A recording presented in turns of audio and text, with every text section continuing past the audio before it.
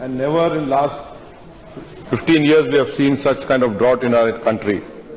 So may I propose to the government that it is very important and in need of the hour that the Honorable Prime Minister takes a meeting with all the 7 states who are suffering an unprecedented drought which they have ever faced in their own states. And that meeting has to be chaired immediately by the Prime Minister if we cannot visit these drought-affected states. The second point, sir, is that in Uttar Pradesh, especially in Bundelkhand, we have seen, because of severe drought, poor people are consuming rotis made of grass and sabzis made of weeds. And what we are seeing, sir, is that the ruling party over there is celebrating birthday parties and eating cakes. And the poor people are forced to eat rotis made of grass and sabzis made of weeds. It is really shameful, sir. And this is not me, sir, but a survey done by Mr. Yogendra Yadav under Swaraj Abhiyan says that out of 7 districts in UP, 80% of the household have decreased consumption of dal and milk for the small children. This is a very emergency situation, and I hope that the government will respond. I also like to ask the government. Yes, I know that is there. Yeah. So I also want to ask the Honorable Agriculture Minister to please find out that this man-made situation in Bundelkhand and also special package of 7,266 crore was given a drought relief in 2009. What has happened to that? Where has that money gone? Because it is the Government of India money. The fourth point, sir, in Manrega, if a state is declared drought, under Manrega, 150 days of work is entitled. But please find out that not even 100 days work is being given in any of the states. Not even 100 days of work is given. And also want to know that why is this government has brought a black name to the legacy of Vajpayee. The Antodaya scheme, this government has phased it out, especially when states are facing drought. You have issued an executive order wherein no new Antodaya card can be given. You have made Aadhaar mandatory and you have freezed the whole coverage. Can you relax that? Your March 28 executive order issued by Department of Food and Public Distribution, please amend that or remove it, because things are very bad on the ground. Now coming to my state of Telangana, sir, already my state has spent 118 crores under SDRF. That is not enough, because SDRF, that is the much a state government can do. They have declared 231 mandals as drought affected, and in last 20 years Telangana has faced 18 years of drought, and that is why the state government is asking a central estimate of 2,514 crores. The government has under NDRF 5,690 crores. It is high time that Telangana is given its rightful share under what my state is demanding, the 2,514 crores, and this is very much important because 134 crore is for only drinking water of Hyderabad city, sir. Lastly, sir, on Maharashtra, 15,000 villages have been declared as drought affected. In Marathwada, more than 1,500 farmers have committed suicide. The highest number being in Beed and Nanded and Aurangabad and every other places. I don't know what is the government doing. Why can't you call the national banks and tell them, for God's sake, give them new loans, restructure the new loans. If you have the power, loan maaf karo aap. Because 1,500 farmers have only committed suicide in Marathwada. And with the beef ban imposed on the state government, that poor farmer cannot even go and sell his cattle now. And even if you want to settle, there's no one to buy it. And also, can this government take a policy decision that they will not allow any more sugar mills in the dry area of Marathwada? Because having those sugar mills, they have eaten away all the groundwater. There's no drinking water. There is severe situation in Maharashtra, sir. And that is why 4,000 crore we are demanded by the Maharashtra government. Let them give it. Because under NDRF, you have 5,690 crores.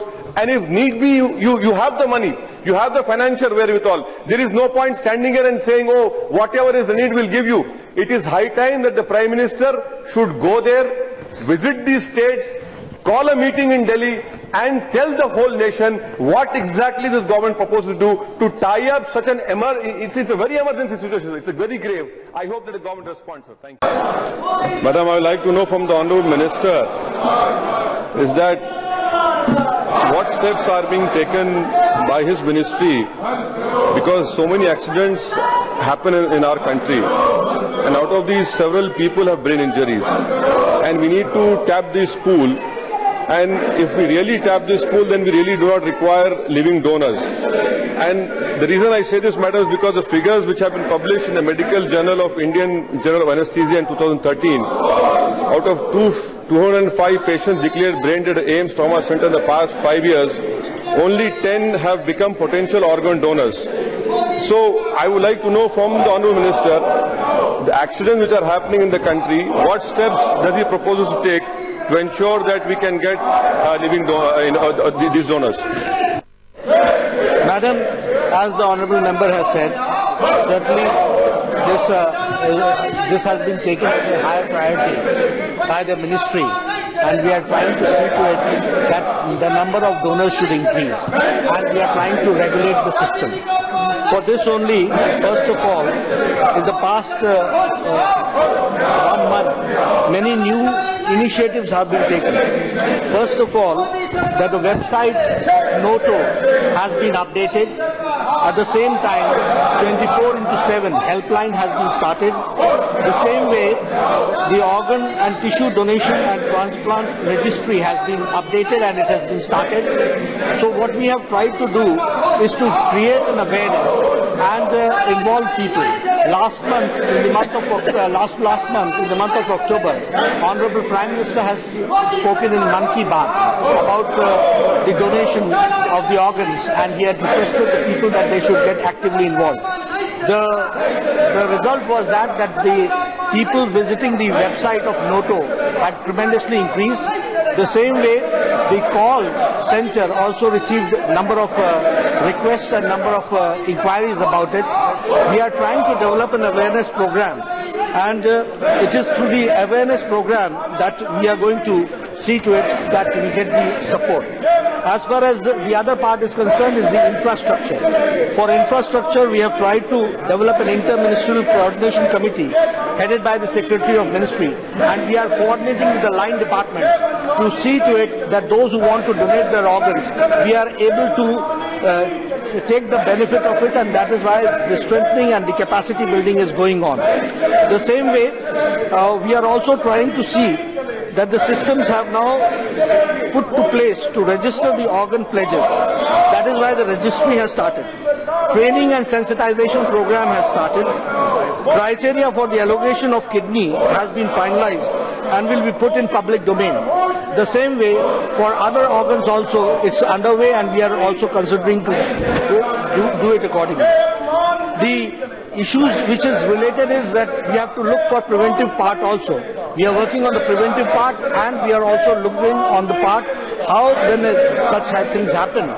We have also made it mandatory that the organ which is being in the trauma center, that the patient who dies or who has met an accident, the counseling part takes place. The coordinators are there to talk to the patient's attendants and see to it that the maximum people donate. We are going in a big way for awareness program, and that is why we also need suggestions from public, and we are trying to involve them. Second, Madam, with all humility, I would like to say that my first supplementary was a pointed question on accidents which happened, but the Minister has just reiterated the answer which has been given, which I have read. Anyway, my second supplementary to the Honourable Minister is that isn't it true that the Sabha Hospital, which started a skin bank in 2012, is yet to start working with no cadaver skin donation made so far? Because every day we see so many burn patients coming. Similarly, a bone bank at AIIMS, barely 30 bones for donations since the inception 1919 has happened. What steps is he taking? And he talked about kidneys, madam, kidney transplant. Is it also not true that the WHO estimated in 2007 that every year, out of poverty, 2,000 Indians are selling their kidney every year? What steps are being taken by his ministry to ensure that these things do not happen? And about my specific question about Safdarjung Hospital for Skin Bank and the AIIMS Bone Bank, yes, madam. Yes, sir, madam, I do not have a specific answer.